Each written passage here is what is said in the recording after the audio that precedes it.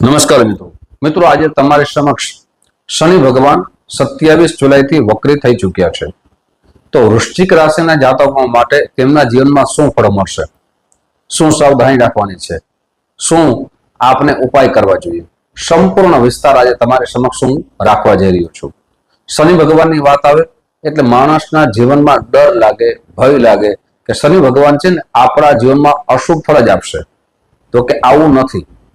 શનિ ભગવાન પણ શુભ ફળ આપે જ છે, પણ ક્યારે શુભ ફળ આપે છે, ક્યારે અશુભ ફળ આપે છે, સંપૂર્ણ વિસ્તાર છે। જો તમારી વૃશ્ચિક રાશિ હોય તો આ વિડીયો સંપૂર્ણ તે જરૂર સાંભળજો। વૃશ્ચિક રાશિના જાતકો માટે સંપૂર્ણ માહિતી છે।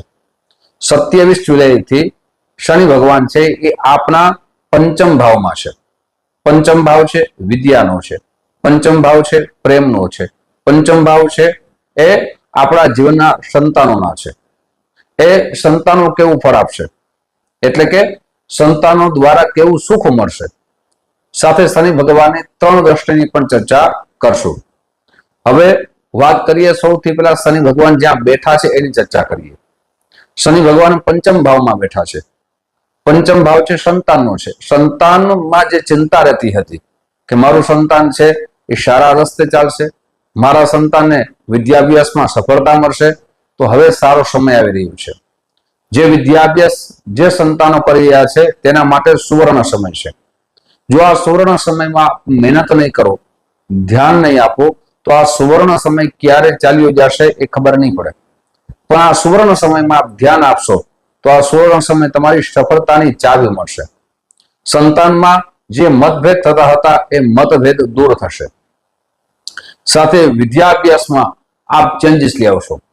મારે ક્લાસીસ જોઈન કરવું છે અથવા નવી સ્કૂલમાં જવું છે, આવા વિચારો તમારા માટે સારા પણ રહેશે, આપ ચેન્જીસ પણ કરશો। શનિ ભગવાન છે મંદ ગતિથી ચાલનારો ગ્રહ છે। શનિ ભગવાન છે એ રેવતી નક્ષત્રમાં છે અને બુધના નક્ષત્રમાં પણ માની શકાય। બુધના નક્ષત્રમાં છે તો હવે શનિ ભગવાનની 3 દ્રષ્ટિ પડશે। 3 દ્રષ્ટિમાં જે પ્રથમ ત્રીજી દ્રષ્ટિ છે એ સપ્તમ ભાવમાં પડશે।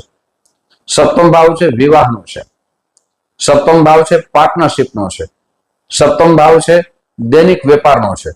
શનિ ભગવાન જેમ શુભ ફળ આપશે એમ અશુભ ફળ પણ આપી શકે છે, તેના માટે શું સાવધાની રાખવી તે પણ જરૂરી છે।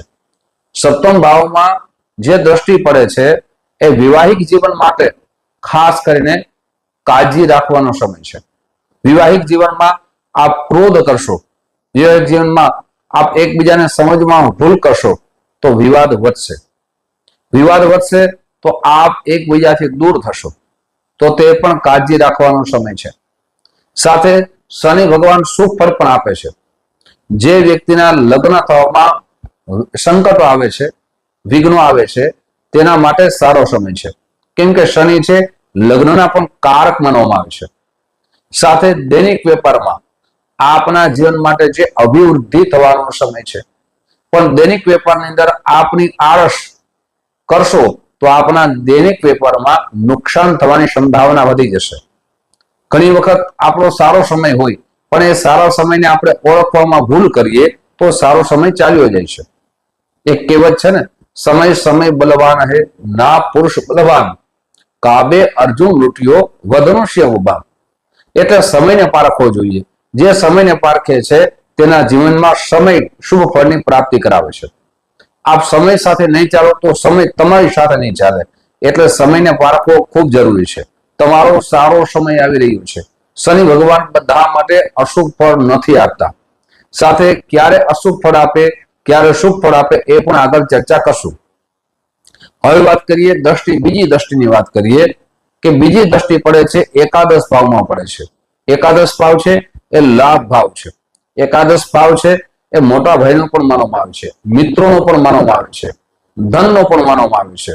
બીજો ભાવ અને એકાદશ ભાવ આ બંને ભાવને ધન ભાવ સાથે જોડવામાં આવ્યા છે। ખાસ કરીને તમારા જીવનમાં જે પણ કાર્યો અટકી ગયા છે ધન બાબતમાં, એ કાર્યો સંપૂર્ણ રીતે પૂર્ણ થવાના યોગ નિર્માણ થઈ રહ્યા છે। મોટા ભાઈથી આપને સહયોગ મળશે, મિત્રો તરફથી સહયોગ મળશે, સાથે યશની રેખા વધવાની છે। ઘણી વખત ફરિયાદ હોય છે કે અમે ઘણા બધા મિત્રોના કાર્ય કરીએ છીએ, સગા સંબંધીના કાર્યો કરીએ છીએ પણ સફળતા મળતી નથી, યશ મળતો નથી, તો યશ મળવાનું હવે સારા યોગ નિર્માણ થઈ રહ્યા છે. યશ ગાથા આપણી વધવાની છે, માન સન્માન આપણું વધવાનું છે, પરિવાર તરફથી માન સન્માન વધવાનું છે, સાથે કુટુંબ તરફથી કોઈ સારું ફંક્શન હોય તેમાં એવોર્ડ મળવાની પણ સંભાવના વધી જાય છે.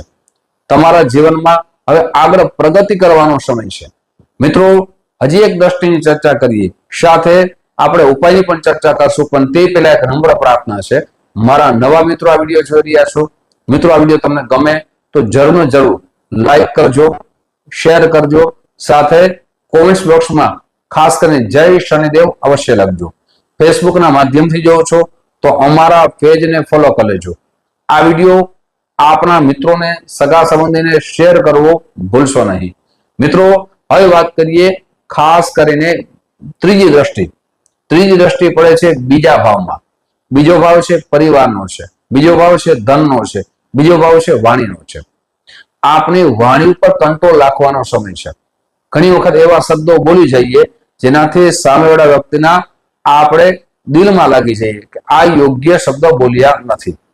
એટલે આવા શબ્દો ઉપર ખૂબ ધ્યાન દેવું જરૂરી છે. આપણા શબ્દોને જ આપણી યશ રેખા વધારશે. સાથે ધન બાબતમાં જે ચિંતા રહેતી હતી એ ચિંતા દૂર થશે. આપણા ધન બાબતમાં આપણે ખૂબ મહેનત કરી હતી પણ પરિણામ આવતું ન હતું, હવે પરિણામ દેખાશે.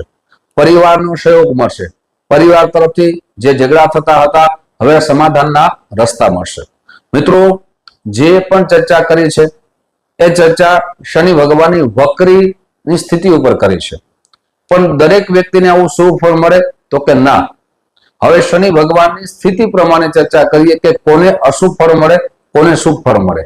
જો તમારી જન્મ કુંડળીમાં શનિ ભગવાનની સ્થિતિ સારી હોય, કોઈ પાપ ગ્રહની દ્રષ્ટિ ના હોય અને સાથે શનિ ભગવાન પાપ ગ્રહ સાથે 6થા ભાવમાં, 8મા ભાવમાં અથવા 12મા ભાવમાં હોય તો શુભ ફળમાં કમી આવી શકે છે. પણ એ શનિ ભગવાન ઉચ્ચ રાશિમાં હોય, સ્વ રાશિમાં હોય, તુલા રાશિમાં, મકર રાશિમાં, કુંભ રાશિમાં હોય તો શનિ ભગવાન તમારા જીવનમાં ખૂબ જ શુભ ફળની પ્રાપ્તિ કરાવે છે. પણ એ જ શનિ ભગવાન જો રાહુ સાથે હોય, કેતુ સાથે હોય, મંગળ સાથે હોય, સૂર્ય સાથે હોય તો અશુભ ફળની પણ પ્રાપ્તિ કરાવે છે. જીવનમાં બધી વસ્તુ શુભ મળે એવું જરૂરી નથી, પણ શુભ ફળ મેળવવા માટે મહેનત પણ ખૂબ જરૂરી છે.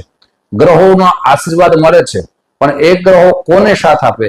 જે મહેનત કરે, જે સારા માર્ગે ચાલે. શનિ ભગવાન છે કોને દંડ આપે છે? જે અન્યાયના માર્ગે ચાલે છે, અધર્મના રસ્તે ચાલે છે, શનિ ભગવાન એને દંડ આપે છે. ધર્મના રસ્તે ચાલવું જોઈએ. સાથે શનિ ભગવાન છે હર હંમેશા ન્યાયાધીશ માનવામાં આવે છે. જે વ્યક્તિઓ બીજાનું અન્ન, બીજાનું ધન એ જૂટવી લે છે તેને શનિ ભગવાન દંડ આપે છે. મિત્રો, હવે ઉપાયની ચર્ચા કરીએ તો ઉપાય આપણે શું કરવા જોઈએ. આપણી વૃશ્ચિક રાશિ છે. ઘણા બધા મિત્રોના અમને કોલ આવે છે, SMS આવે છે કે શાસ્ત્રીજી મારે રત્ન ધારણ કરવું છે તો મારી રાશિ અનુસાર મારે કયું રત્ન ધારણ કરવું જોઈએ. મિત્રો, જેમ રાશિ અનુસાર રત્ન ધારણ કરી શકાય છે પણ એના પહેલા જન્મ કુંડળી બતાવીને રત્ન ધારણ કરવું જોઈએ. શા માટે? તો કે આપનું રાશિ રત્ન છે એ કેટલા કેરેટનું છે. માની લો કે તમારો મંગળ છે એ કયા ભાવમાં છે, સાથે કયા પાપ ગ્રહની દ્રષ્ટિ છે, અને એ મંગળને જોવો ખૂબ જરૂરી છે. કેમ કે વૃશ્ચિક રાશિનો સ્વામી મંગળ થાય. દરેક રાશિના અલગ અલગ સ્વામી હોય છે. તમારી સમક્ષ એક રત્ન બતાવું છું. જેમ કે આ મંગળનું રત્ન છે, મૂંગા છે. આ રત્ન મિત્રો ઘણા બધા મિત્રોએ મેં જોયું છે પહેર્યું હોય છે અને ઘણા બધા મિત્રો છે એ નથી પહેરતા. એક ડર હોય છે, ભય હોય છે કે મંગળનું રત્ન ન પહેરાય. તો મિત્રો, એવું ક્યાંય શાસ્ત્રમાં લખ્યું નથી. પણ કોઈ પણ રત્ન છે જ્યોતિષ આચાર્યની સલાહ વિના ન પહેરવું જોઈએ. આપને એટલે ખાસ કરીને છો. અને મંગળનું રત્ન મિત્રો જે પણ છે એ કેવલ ને કેવલ ઘણા મિત્રો પોતાના શોખ માટે પહેરે છે તો તે પણ નુકસાનકારક બની શકે છે. અને જ્યારે પણ કોઈ પણ રત્ન પહેરવું જોઈએ તો એની પંચાંગ કર્મ અવશ્ય કરવું જોઈએ. પંચાંગ કર્મ એટલે શું? તો સૌથી પહેલા જે રત્ન ધારણ કરીએ છીએ એ ગ્રહના સંપૂર્ણ જપ કરાવવો જોઈએ. શાસ્ત્રમાં લખ્યું છે કે એનો દશાંશ યજ્ઞ કરવો જોઈએ. માર્જન, તર્પણ અને બ્રહ્મ ભોજન આ 5 વસ્તુનો સમન્વય થાય તેને પંચાંગ કર્મ કહેવામાં આવે છે. તો આ પંચાંગ કર્મ કરી અને રત્ન ધારણ કરવું જોઈએ. હવે ખાસ કરીને સરળ ઉપાય બતાવું છું વૃશ્ચિક રાશિના જાતકો માટે. પ્રતિ દિવસ હનુમાન ચાલીસાના પાઠ કરો, સાથે શનિ ચાલીસાના પાઠ કરો. મંગળવારના દિવસે આપ લાલ વસ્તુનું દાન કરો. યથાશક્તિ આપ લાલ વસ્તુનું દાન કરજો. સાથે મંગળવારના દિવસે આપની આજુબાજુમાં ખાસ કરીને કોઈ ગરીબ વ્યક્તિ રહેતું હોય તો અન્નનું પણ દાન કરી શકો છો. મિત્રો, જ્યોતિષકાર છે એ સારો રસ્તો બતાવી શકે છે.